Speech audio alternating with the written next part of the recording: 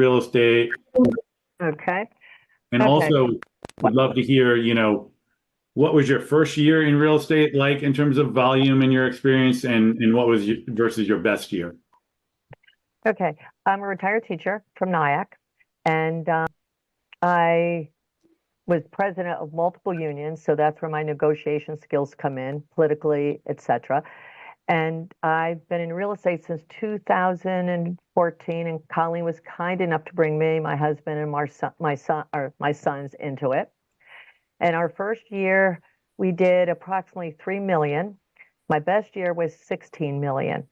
Okay. And so I've been in the business 9 years. That's awesome. All right, let's move on to Sonni. Tell us a Hi. little about yourself. Yeah, I got my license late 2016. I was pregnant at the time and I did not want to be commuting to work and sitting at an office. My dad is a kitchen and bath designer and he, renovates homes a little bit. And I'd grown up across the street from Antoinette Ganji, so she was my parents' realtor. So when I got my license, she said, "Sonny, come work with me and, I'll help you." And I Can worked. I interrupt you for 1 second? Is everyone else hearing that feedback, or do I just hear it on my end? I I wonder, hear it. can you, Elizabeth, mute everybody but Sunny, and hopefully it's not Sunny. And if it is, then move your mic away from your speaker if you have a mic. I'm just talking into my computer. Sorry to interrupt you.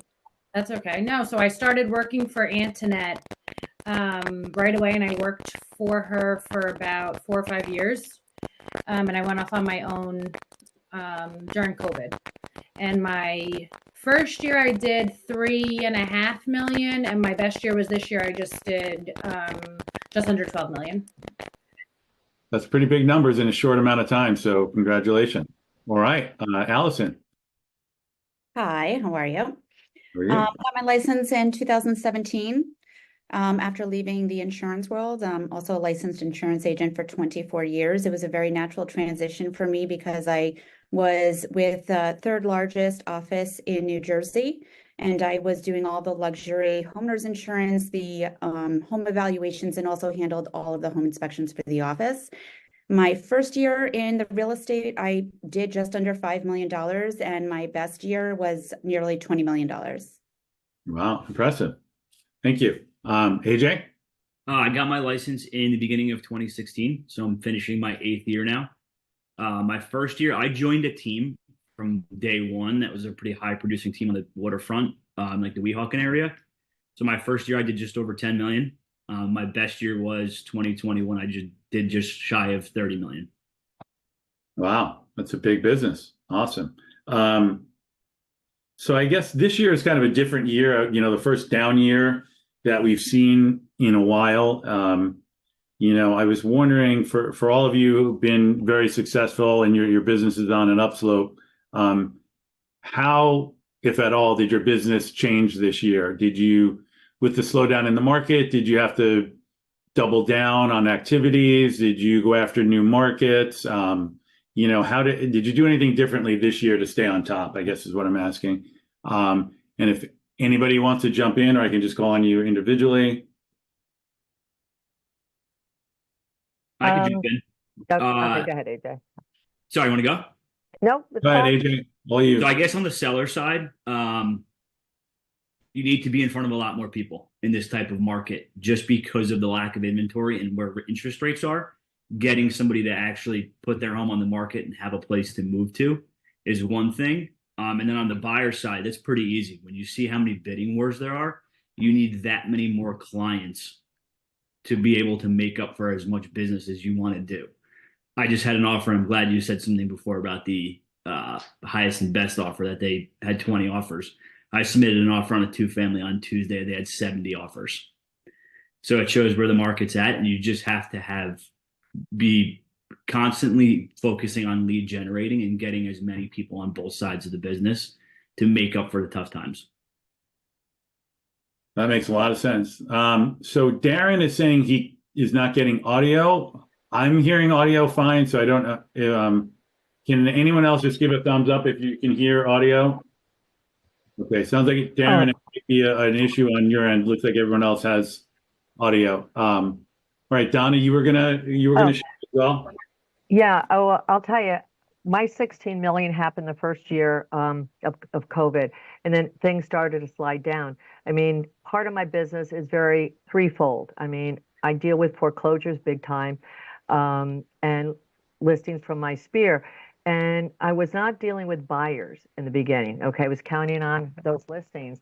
And then I started to get into the buyer aspect. Okay, and that brought my business to, further along. Then all of a sudden, with all these multiple offers and our buyers not getting, their bids, it was kind of killing me. And then 72 sold came. And I'll be honest with you, 72 sold is working for me. I would say probably a third of my listings are 72 sold, and they're like 700 to over $1 million that I've closed, with these listings. So this year, my business has changed because of that. And, so I'm persevering with that and, until I need to stop doing it. All right. Thank you, Donna. Sonni, anything you're doing differently this year? Yeah, when I was working for Antoinette, she's got listings all over the place, and I'd kind of try to play off those. But last year, I really focused on, I live in Harrington Park and I have kids in the school district. So I really focused my efforts in Harrington Park. And I've been sending mailers every month, and just when I see people at school pickup and drop off, talking more about real estate, and the majority of my business this year has been in Harrington Park. Got it. Makes sense. Allison? So, as Stacey Hester says, we lean in. So we do everything that we're supposed to be doing that we weren't doing for various reasons. Maybe we were just too busy during COVID. One of my favorite MAPS program is Never Ending Referrals. Highly recommend it to everybody. They talk about DT-D2, do the database too. So I'm always tapping my database and going by the DT-D2 schedule and making sure that I'm touching all of my clients. And since having the time to do that, I've actually seen a very quick surge in my business. What is that DT-D2? Could you explain it, or is there like a document that we can share after the call that explains it? Yeah, it's definitely out there. So DT-D2 stands for do the database to the numeral 2. And that's because there are 2 letters that you focus on each week to keep you accountable and focused on touching your database. And that could touch, be in any way, shape, or form, a text, a call, a social media message to them, whatever it may be. Our team does that as well. Awesome. Sounds like a great plan, and it's so simple. That's what sounds great about it. All right. Well, one of the things that just occurred to me is 2 of you, I think, are on teams. One of you was on a team, and Donna, you have a team, right? I am a team. I'm the team leader. You're the team leader. So I guess from all 4 of your perspectives, if I'm a new agent, or maybe an agent that's hasn't gotten anywhere near that $10 million threshold yet, what are the pros and cons, if there are any, or advice about joining a team? I'm on my 3rd year in the business. I've done 2 million all 3 years in a row. I want to break that ceiling. I want to break out. I want to get to that $10 million. Do I join a team? And if so, how do I go about doing that? Do I just send emails to the top 10 teams in BCP? Does anybody have anything to share, good, bad, ugly, about teams?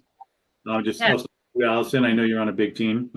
Yeah, I was just going to say, it took me a long time to decide whether I wanted to join a team. I was kind of in that rut also.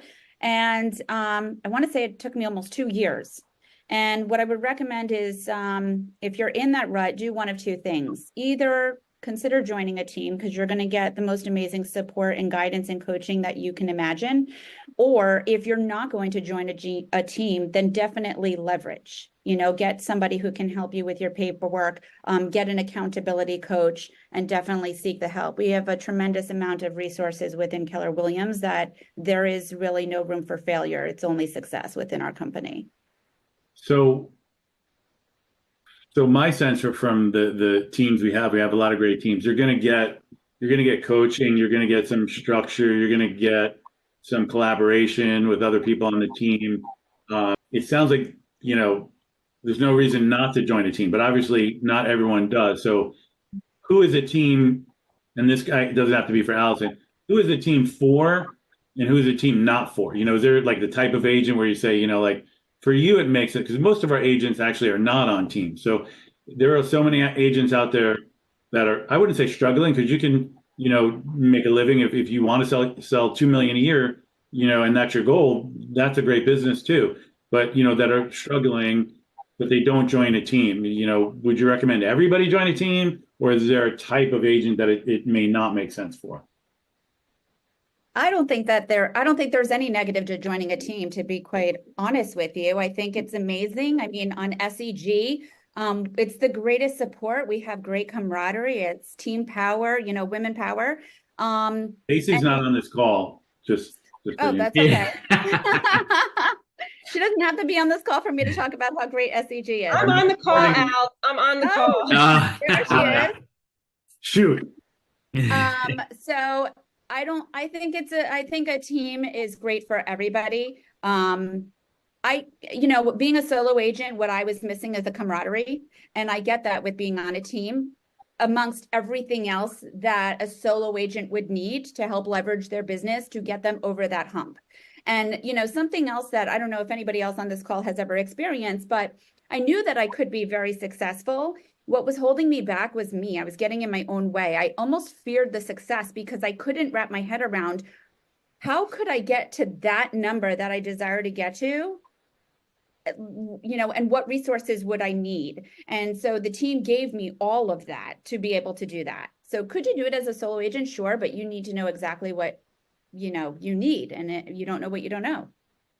That makes sense. So one more follow-up on that. So, I mean, it sounds amazing, especially, well, all the teams, but the Stacey Esser teams are our biggest team, luxury property. So it sounds like everybody would want to be on that team. How does somebody get on the Stacey Esser team? Is you have to be invited, or someone on this call, do they just send an email to you or Stacey and say, hey, I want to be on the team? How does that work? Well, first of all, you have to be super awesome. And second, you could talk to any one of us. We're all approachable. Okay. So just reach out to somebody on the team and get Exactly. it started. Okay. Awesome. AJ? I think so. I started on a team in 2016, like I said, when I was at Sotheby's. I think if you're going to join a team in today's world in 2024, it's very important what the team leader's goals are and how their team is structured. I was on a team in 2016, and the reason I left for the most part was I outgrew the team because the team leader didn't allow us to take listings, didn't compensate us for bringing listing referrals in. And I know a lot of teams are much different now. I have a partnership with my cousin. He's down in Monmouth County. He has 4 or 5 buyers agents. We have admins we share. And it's very fair to how people bring in listings and how they're compensated for them. And same thing with buyers. So I think it's very important how the team is structured, whether it's business in that agent's name, is it in the team leader's name? I think that's all extremely important when you're looking for a team. All right. And then go in the other direction. Sonni, you're somebody who's doing really well on a team and decided to leave the team. It sounds like team is real estate paradise. So why would somebody leave a team? Antoinette has always been incredibly supportive, and she always told me, like, my goal is for you to go off on your own. And when I joined, it was like, oh, I'm going to teach you, I'll help you get started. And then we just fell into a really nice role together, and I loved working for her. But honestly, as a mom, I have small kids. It's hard for me to just always, be at the showings when she needed me to be. Like, I kind of just wanted to create my own schedule. Yeah, control off the team. Yeah.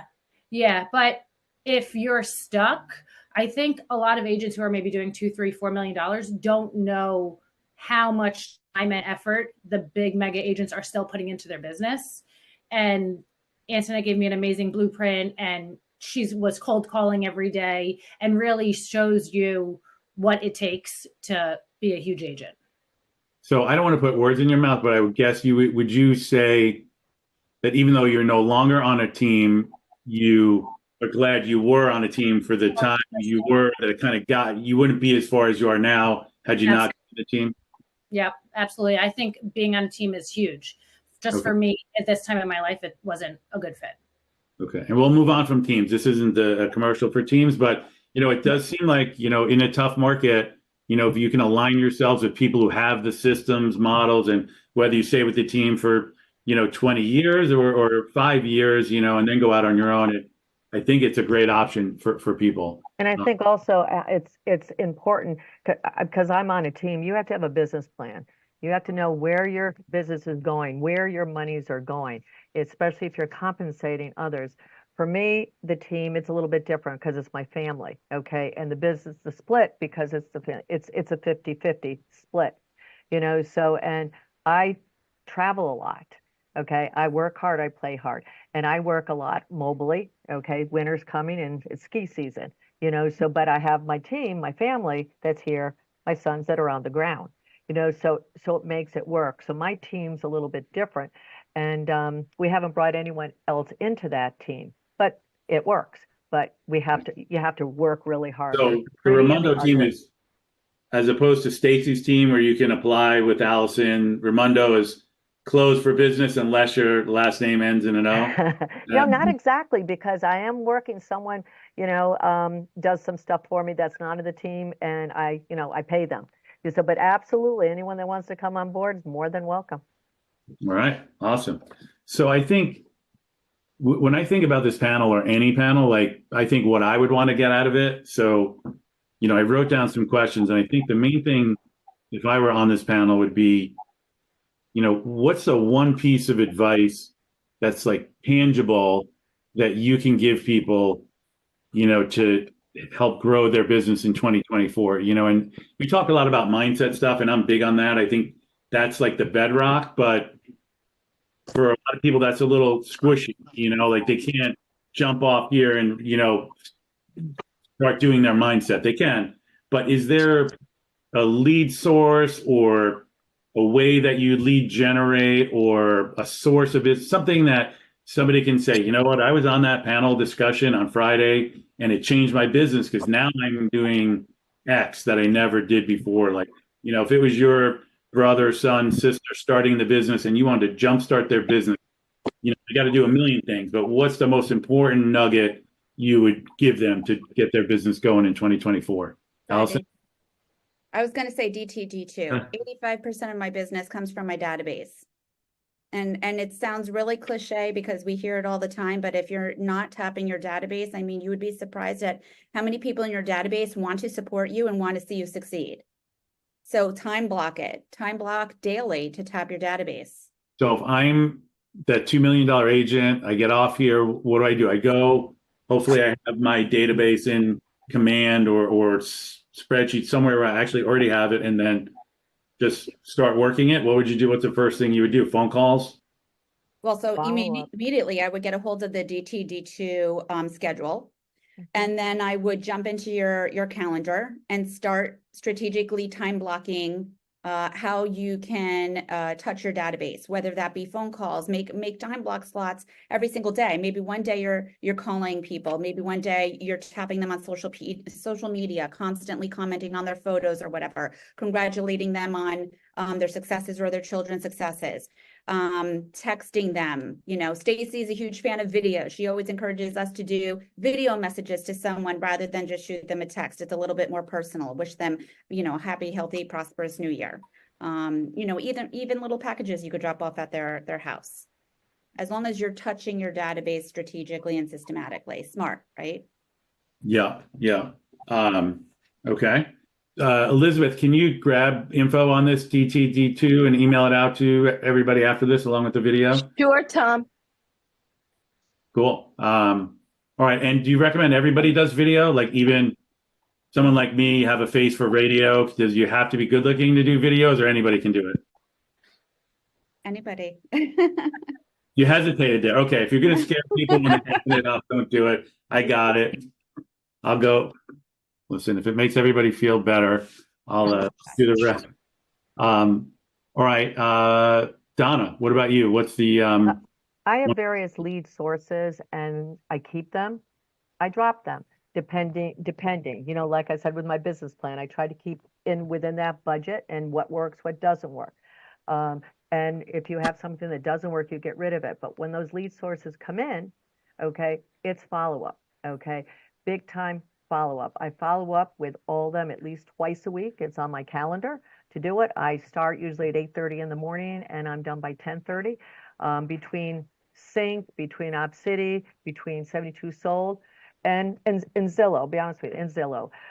All these lead sources come and I'm on the phone. They'll all get a holiday message. I've already started it.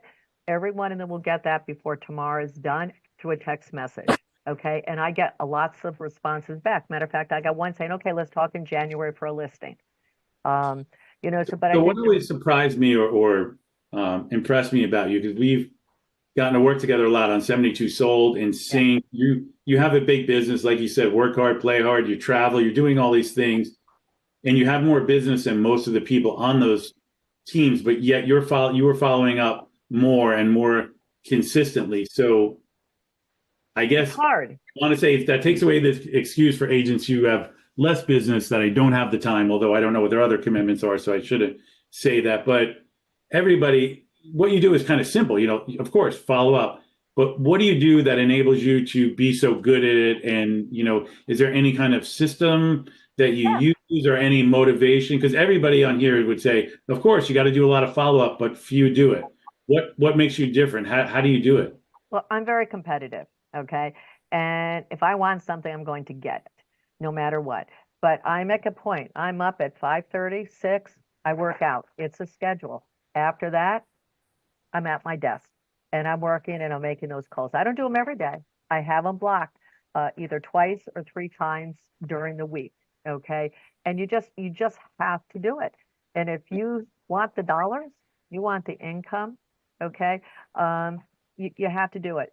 If you don't follow up, I mean, honestly, I've lost a couple deals because I was lax enough this year, in the past, and I could have had those deals because I didn't follow up. It's a matter of your goals. What do you want? Plan your goals. Goes back to the business plan. What are your goals for the next year? Okay. And how are you going to hit them? And that's it. You have to make yourself do it. Otherwise, don't be in the business. Thank you. A little tough love there at the end. Thank you, Donna. AJ, one nugget that will help people increase their business. Yeah, mine was always create and sustain as many relationships as possible. Early in my career, I did a ton of open houses and just created long-lasting relationships. Coincidentally, earlier today, I've touched base with all of my past clients for the past 8 years in a text message, just wishing them happy holidays if they need anything in the new year. And I do that once a quarter. Most of my business now is referrals, and it comes from my past clients. So I really touch base with them a lot. It's similar to D2D2. I just do it a little bit differently, the way I work. But always just create those relationships and relationships that last. I did an open house, I think it was in 2017 or 2018 in Weehawken. And it was a client who bought with me in Hoboken and has referred me, I think, 12 clients so far. And the one client they referred to me was their boss, who's bought and sold 12 properties with me. And it's a relationship that I've kept for the past 7 years. That's awesome. So we're going to try to have a hard stop right at 3. I have a ton of questions, but I want to make this interactive. So if anyone has a question that they want to ask, you can unmute and ask it or throw it in the chat. I'll just keep going until there are questions, but we're not going to have time to stop at 3 and go for questions. So if anybody has something that they want to ask, I have so many questions I want to ask you guys. So I think what I'll do is I wrote them down. I'll ask them, and I won't go to all 4 of you. So if anybody has like something they want to share about that, share. But if you're like, nah, I don't really do that, or it's not something I excel at, you can just skip it. So, everyone talks about social media these days. So is there any of you that, feel like you have a very effective or unique social media strategy or any specific tips that you could give folks that they could implement around social media?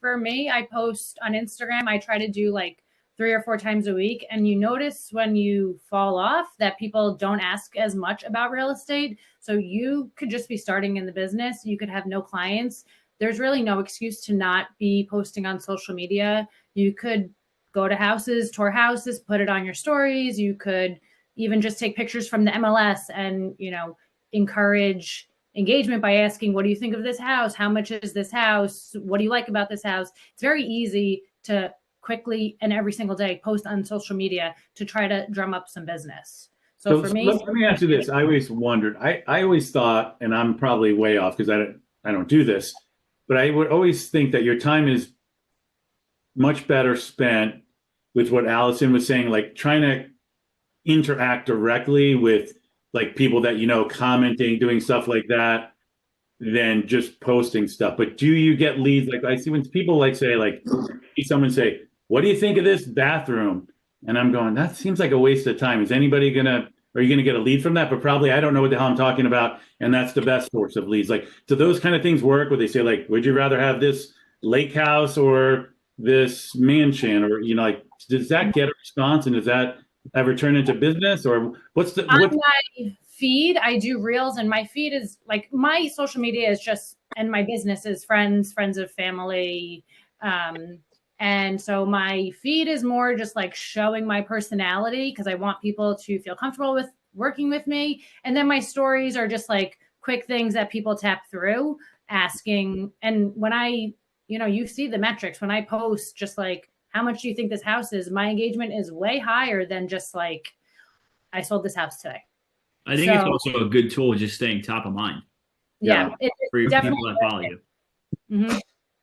Glad I asked. If I can also tap in now to that. So it's also, as you say, staying on top of mind, but also it's about the engagement, right? So as long as you have them engaging, it kind of, I don't want to say it doesn't matter what you're posting, but if whatever you're posting is attracting an engagement, it's going to make your page appear more frequently on others' pages. And that's exactly what you want. And as far as, posting a random picture of a bathroom or something, it doesn't matter. If somebody's engaging in it, that's exactly what you want. Got it. And is it all of the above strategy with social media, or do you focus on one specific platform? I personally like Instagram, but it's definitely going the way of TikTok for my audience, which I said is, family and friends. So I feel comfortable being more myself and silly and genuine because of the responses that I'm getting, but also just by putting hashtag North Jersey Realtor, Bergen County Realtor. I've had realtors from all over the country reach out to me, North Carolina. I've had referrals from Florida, Boston. So you can tailor your business towards getting referrals if you want to, go that way, or just staying top of mind for your friends and family. So for you, Instagram and TikTok, is that what you said? Yeah. What about YouTube? Is YouTube in the mix for anybody, or no? Is that not worth it? I post my just listed videos on YouTube. All right. Anyone else have any? I also think a value add is neighborhood tours. If you do neighborhood tours, a lot of people aren't familiar with certain neighborhoods. And if you have a house listed there, it's important to do a neighborhood tour so that people get familiar. You're not just selling them on the house, you're selling them on the lifestyle and the community. All right. Anyone else on social media, or should I move on to the next thing? No, I do the same Instagram and Facebook, my personality, and I try to post at least 4 times a week. Got it. Okay. What's one piece of technology that really helps your business? And this, I'm not looking for a commercial for Command, like whatever it is, that you're using. Is there something that you could recommend to people that it could be anything, an AI tool, CRM, anything? The iPhone? The iPhone? Okay. Yeah. Not me. Not very tech savvy. Anybody? I mean, for me, it is Instagram.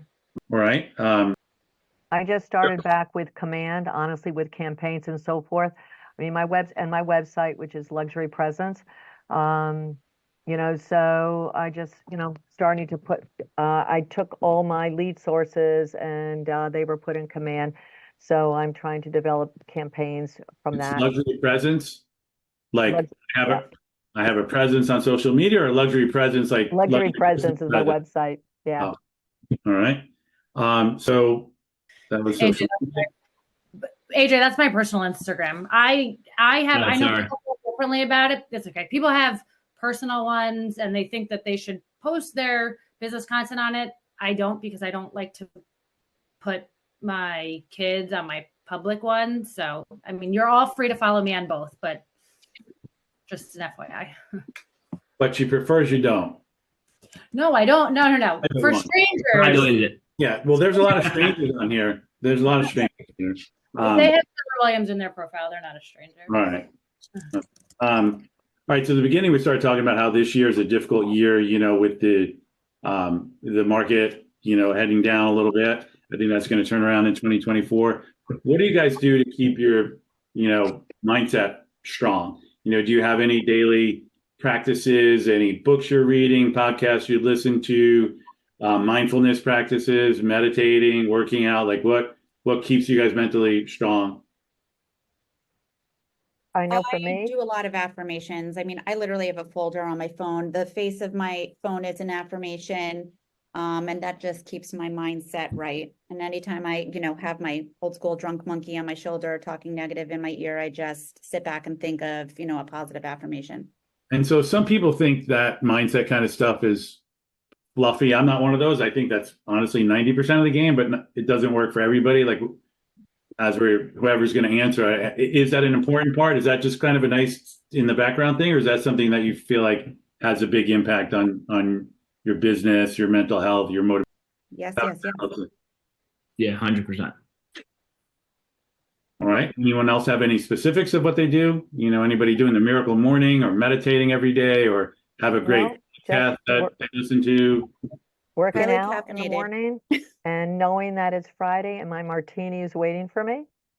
All right. So alcohol. Yeah, just working out, having a schedule, and having, to Donna's point, personal time. Yeah. Exactly. Things to keep your mind right, because this is a tough market and you can easily be discouraged in this market. And also knowing too, when you can save some really great deals, it makes you feel really good because you can save it for the buyer, you can save it for the seller. Because I've had a few that have been on fire, and I've had to change it where the buyer, change their lender, change everything, and that kind of knowing these stories happen, and it kind of says, hey, yeah, I like what I do because you know what? On the other end, you make these people really happy. And that keeps you going. And the one thing for me right now, I saved a couple of things. I'm going to have 3 closings next week, right before January 1st. And Awesome. that for me is like, wow, very happy. A lot of people are recommending pivot, shift ahead from mindset. So recommend everyone do that. So a lot of you have talked about referrals. Referrals aside, personal referrals. What's your next best source for business? Where are you getting business? How are you generating leads aside from your referrals? To anybody? Everybody. Talk to everybody. Let them know. They should know what you do. Okay. Yeah. For me, I send out mailers and You're getting a lot from open houses, or have a great strategy to generate leads from open houses, or for Open me, it's houses mailers for me and has text. not been my main lead source. I don't know about anybody else. Sonia, I interrupted you. my foreclosures. That's brought me to where I'm at. All right. I unfortunately still have Zillow. Me too, I've AJ. always had it. I know Al doesn't want it, or anyone on this call wants to hear that, but I still have Zillow. And I used to live in a townhouse community in Woodridge that has 800 townhomes. So I still market and farm to that community relatively often. All right. Sonny, did you have something? I mail out mailers in town. I don't do it every month, maybe every 6 to 8 weeks. I do 500 houses around. If I don't have a just listed or a just sold, I just do some stats about the town. And are you seeing business from that? Yeah. Okay. What's the biggest challenge for each of you right now in business? The listings. Probably everyone's, except for Stacy, but listings.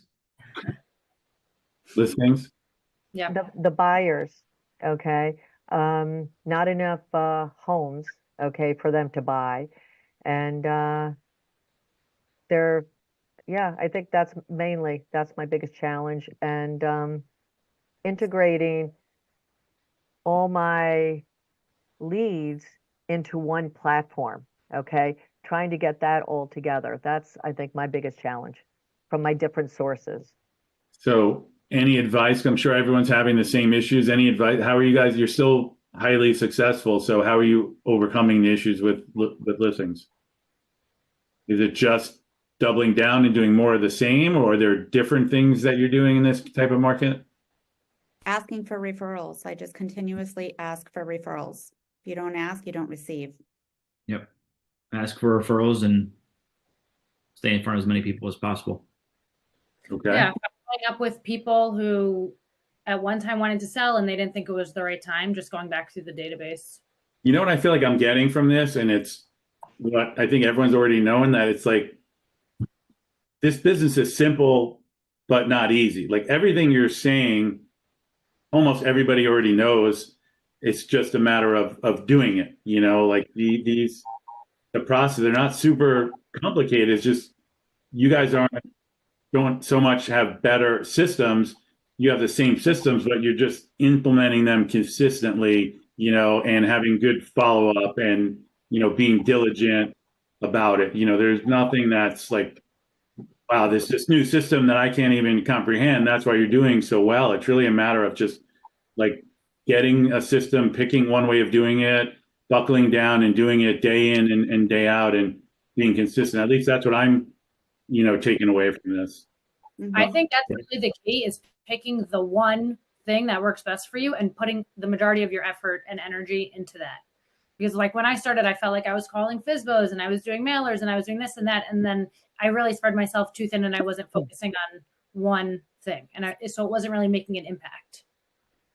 It's like I saw a quote yesterday. It reminds me of that. It's like, it's Bruce Lee. I don't know if he really said it or not, but it's like, I don't fear the man who practices 10,000 different kicks once. I fear the man who practices that one kick 10,000 times. Like, get good at that one thing, as opposed to I'm focusing on, you know, doing business by referral. Oh, I heard about Zillow. Now I'll do Zillow leads. Wait, someone else told me to open houses. I heard Allison's good at that. I'm going to do that. Then you come on the Zoom and Donna's doing 72 sold. Now, you know, it's like they all work. All these systems work. It's just a matter of follow up, sticking with it, doing it diligently. But if you switch from like people that mail, you can't mail, you know, for 2 months and then stop and expect it. If you're going to mail, you got to commit to it, and its dividends are going to come when you do it month after month after month. I think it's all about consistency. Elizabeth, do we have any questions in the chat? Now, real quick, that's definitely true. And follow up, I think, is the biggest thing in real estate that agents don't do. Whether it's an online lead, open house, referral, whatever it is, there's a lot of agents, I think, that follow up 2 or 3 times and then don't ever speak to that client again. The best illustration of that is that stat. I don't know exactly what it is, but you see it everywhere. It's like there's a huge percentage of people who would use their previous agent, but their previous agent just never contacted them, so they used someone else. It's not that they didn't like their previous agent. So you do a deal with somebody, and then 4 years later they want to sell again. They would have used you, but you lost touch, so they went to someone else. I mean, that's just, you know, lighting money on fire. They already know you. They already like you. You've already done a deal. Stay in touch with them. Do the D2 dance with them, you know, and you'll have the deal a few years later. Elizabeth, anything for us to ask? Yeah. Yeah, excuse me. JPS, is anyone time blocking lead follow-up and database management? I am. Yeah. What I mean by that is, are you time blocking it consistently? Are you a 9 to 11 every morning? That's what we do. We touch the leads and we input new leads. Is that 8:30 to 10:30. And I have great success actually reaching people in the evening. I know that on paper, everybody says call them in the morning between 8:30 and 10:30 or whatever the morning shift is. So I do variations. I do some morning and then I do some evening, like maybe 6 to 8. I catch a lot of people then.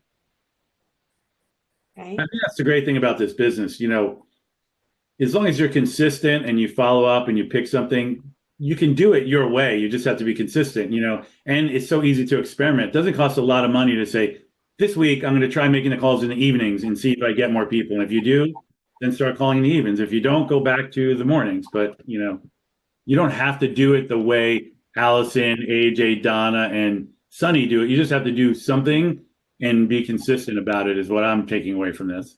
One other question, Al, and it's for AJ.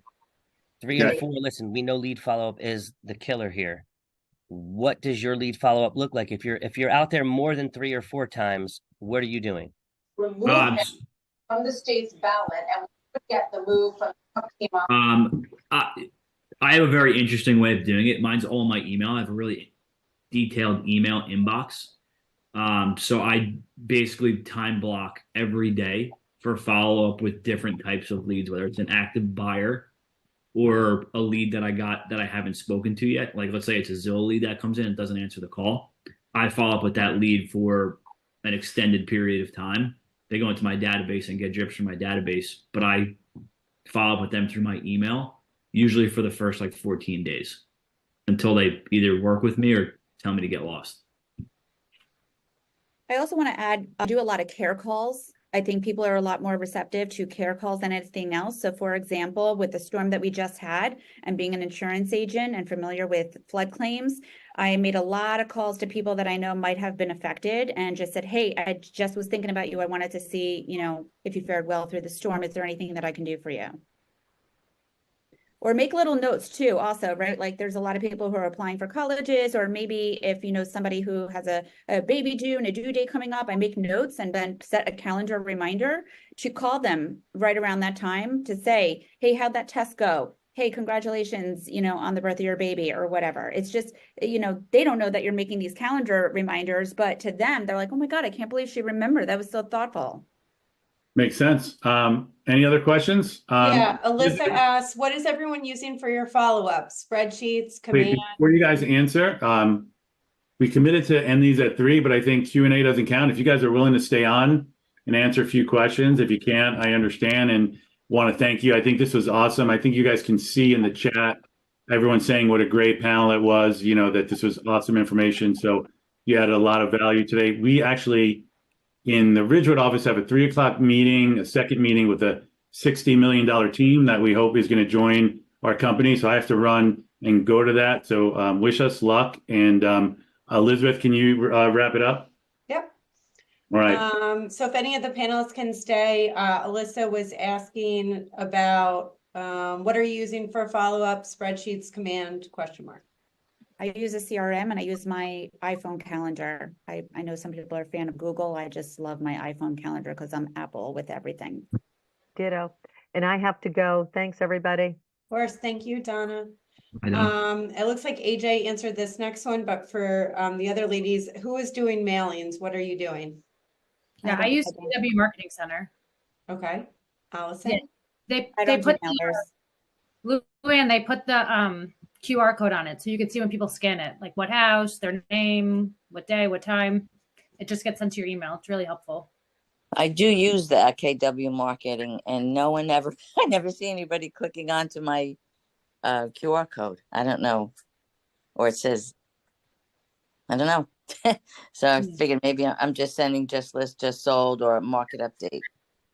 Are you doing something different, Sonni, besides? I mean, I can put it in the chat what I do. Just because I do a lot in Harrington Park, I just put like what I've sold, how much it was, and it's just like all of the houses. And then if it's something new, I like make sure I highlight it. And then on the back, I have like that I'm the #1 agent in Harrington Park, and call me, if you need. Right.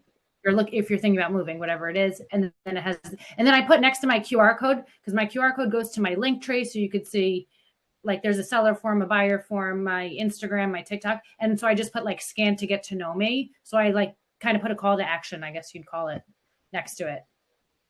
Mailings are really tricky because obviously they cost a lot to send them out. I use EDDM through the United States Post Office, but I've always found that with mailings, you have to be very intentional with what you're sending out. Like it has to be some type of information you're giving the people in order to get something back. I'll give you a good example. It's kind of specific to my area though.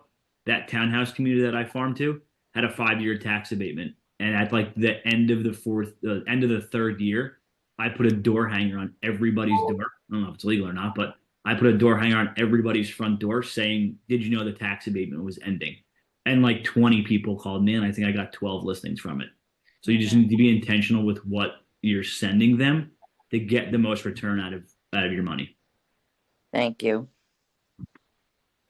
Awesome.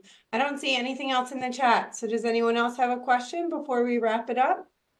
All right. Well, thank you so much, Sonni, Allison, and AJ. And thanks everyone for staying on. Have a wonderful holiday and we'll see you in January. Thank you, Bye. everybody. Have a good one. Thank you. Have a good Got it. day. Thank you.